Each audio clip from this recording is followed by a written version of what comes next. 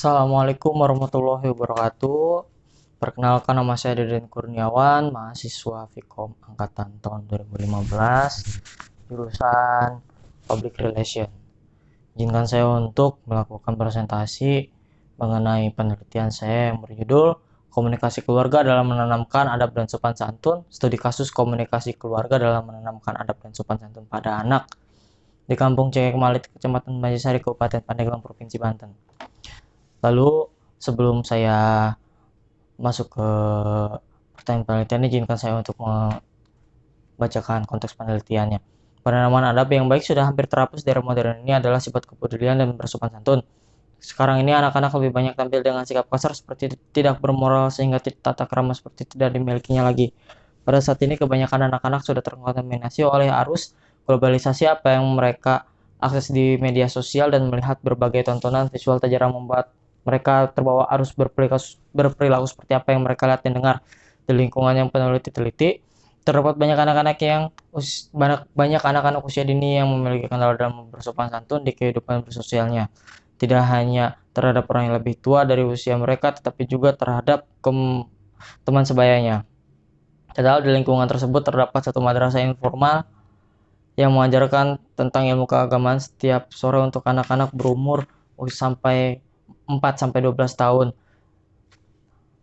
Hal tersebut menjadi poin penting peran orang tua dalam mengasuh anak perkembangan zaman yang semakin modern, sehingga peran keluarga khususnya orang tua sangat dibutuhkan untuk mendidik anak-anaknya dalam beradab dan bersopan santun.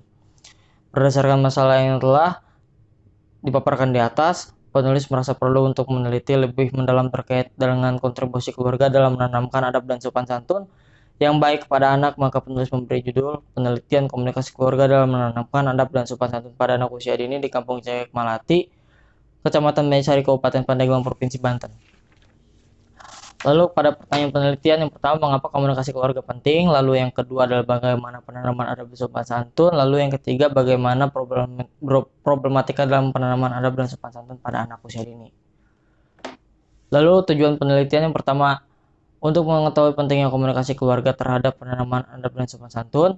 Lalu yang kedua adalah untuk mengetahui penanaman adab dan sopan santun pada anak usia dini di Kampung Cengkek Malati. Lalu yang ketiga adalah untuk mengetahui problematika orang tua dalam penanaman adab dan sopan santun. Lalu selanjutnya adalah tinjauan teoritis. Yang pertama adalah komunikasi menurut Bernard dan Gary dalam Mulyana pada tahun 2005 halaman 68 mendefinisikan bahwa komunikasi merupakan media transfer sebuah informasi, pesan, pemikiran, emosi, keterampilan, dan sebagainya. Lalu yang selanjutnya adalah komunikasi verbal menurut Herlina 2001. Penyampaian secara lisan komunikasi verbal memiliki beberapa ciri, yaitu yang pertama penyampaian secara lisan, tulisan, komunikasi cenderung dua arah dan eksplisit. Lalu yang kedua komunikasi verbal tak jarang ditentukan oleh komunikasi non verbal secara kualitasnya. Lalu yang selanjutnya adalah komunikasi non verbal. Putri pada tahun 2016 menyebutkan tentang ciri-ciri komunikasi non verbal. Yang pertama, menyampaikan menggunakan isyarat, gerakan tubuh, postur, sentuhan, penampilan, fisik, ruang, jarak, dan waktu. Lalu yang kedua adalah proses komunikasi dilakukan secara implisit. Yang ketiga, kualitas proses komunikasi tergantung pada pemahaman dan persepsi orang lain. Lalu yang selanjutnya adalah komunikasi interpersonal menurut DeVito pada tahun 1997 dari halaman 8 hingga 16 yang menjelaskan bahwa terdapat 8 elemen penting dalam komunikasi keluarga, yaitu sumber, penerima, encoding, decoding, media, gangguan, timbal balik, etika, dan konteks. Lalu yang selanjutnya adalah menurut Friendly dalam Siska Febrianti pada tahun 2012 halaman 10 mengungkapkan bahwa komunikasi keluarga adalah kesiapan berbicara terbuka setiap hal dalam keluarga, baik yang menyenangkan maupun yang tidak menyenangkan. Lalu yang selanjutnya adalah menurut Yakub, yaitu adab dan sopan santun pada 1953 halaman 12 mengungkapkan bahwa ada merupakan ilmu pengetahuan yang memberitahukan pengertian tentang baik dan buruk. Lalu yang selanjutnya adalah menanamkan adab dan sopan santun pada keluarga. Menurut hadis yang diriwayatkan oleh Anas radhiyallahu anhu, muliakanlah anak-anakmu dan perbaikilah adab mereka, hadis riwayat Ibnu Majah. Lalu langsung selanjutnya kepada temuan penelitian, analisis, dan pembahasan. Yang pertama, komunikasi dalam sebuah keluarga telah diterapkan dengan baik oleh para orang tua kepada anak usia dini. Lalu yang kedua adalah peran orang tua dalam menanamkan adab dan sopan santun sudah cukup baik. Lalu yang ketiga adalah masalah yang dihadapi para orang tua adalah adanya perbedaan pendapat antara orang tua dalam mengasuh anak dan di era modern dengan berkembangnya teknologi seperti gadget yang selalu menarik perhatian anak-anak. Lalu yang selanjutnya adalah kesimpulan yang pertama adalah komunikasi sangat penting dibutuhkan dalam kehidupan sehari-hari dalam keluarga. Lalu yang kedua, pada dasarnya anak yang berusia dini akan mengikuti apa yang mereka lihat dari tindakan yang dilakukan oleh orang tuanya atau orang di sekitarnya.